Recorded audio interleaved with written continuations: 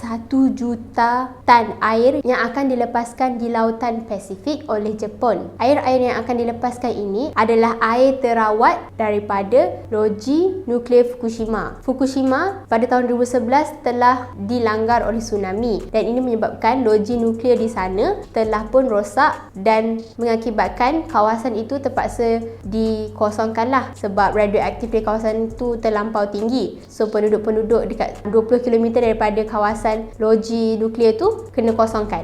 Baru-baru ni, Agensi Tenaga Atom Antarabangsa ataupun IAEA telah pun meluluskan keputusan Jepun untuk melepaskan air-air yang telah dirawat tadi ke dalam lautan Pasifik. Apabila IAEA telah meluluskan Jepun punya keputusan ni, ada banyak reaksi yang dapat dilihat di serata dunia lah, terutama kejiranan-kejiranan Jepun lah seperti China, Korea, termasuklah Korea Utara. Pada tahun 2011, apabila tsunami melanda, loji jana kuasa nuklear ni telah pun rosak sepenuhnya. Ada juga yang tak rosak tapi mereka decide untuk tidak pakai dah loji-loji kat situ. Walaupun macam tu, loji-loji ni masih menghasilkan sisa-sisa air dia lah. Jadi seperti kita tahu, nuklear ni dia berbahaya kepada hidupan. Jadi air-air yang dihasilkan oleh loji ni perlu dirawat dahulu sebab kandungan radioaktif dia sangat tinggi. Jepun pun telah mengambil inisiatif untuk menyimpan semua air-air yang telah dirawat ini di kawasan loji nuklear itulah.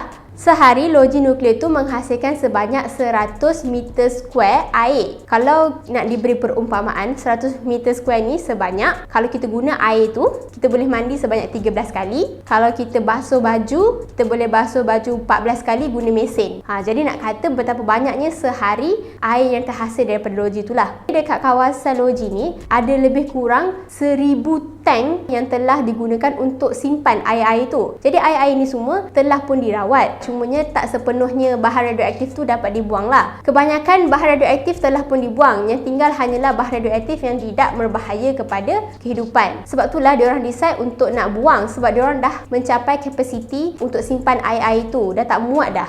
Kawasan loji tu dah penuh dengan tangki-tangki yang menyimpan air. So diorang dah tak ada tempat.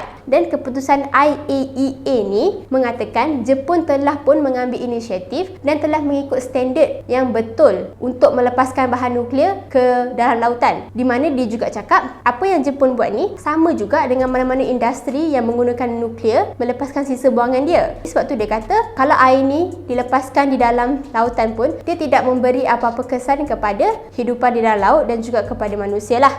Namun begitu, perkara ini tetap mendatangkan kerisauan kepada ramai orang lah, terutama kejiranan mereka. Sebab kita tak tahu di dalam masa akan datang, adakah ikan-ikan dan juga hidupan lautan tu akan terselamat daripada bahan nuklear ni. Memanglah bahan radioaktif yang dilepaskan tu sikit dan tidak memberi apa-apa kesan sekarang. Kita tak tahu di masa akan datang. Dan juga air-air yang akan dilepaskan ni hampir 1 tan. Jadi kalau bahan yang sikit yang tidak membahaya ni dilepaskan secara serentak dan pada waktu masa yang sama, dia mungkin akan memberi kesan. Jadi itulah antara concern ataupun kerisauan masyarakat. Baru-baru ni, rakyat Korea telah membuat demonstrasi untuk memberontak supaya Jepun fikirkan balik cara yang lebih sesuai untuk hapuskan air-air itu instead of buang dalam lautan.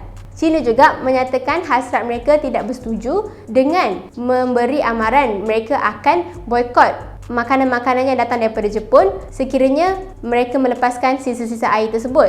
North Korea juga tidak bersetuju dengan perbuatan Jepun ini. Siap cakap lagi Jepun ni merasuah orang-orang dalam IAEA. Sebab itulah diorang meluluskan permintaan Jepun untuk membuang air di dalam lautan itu.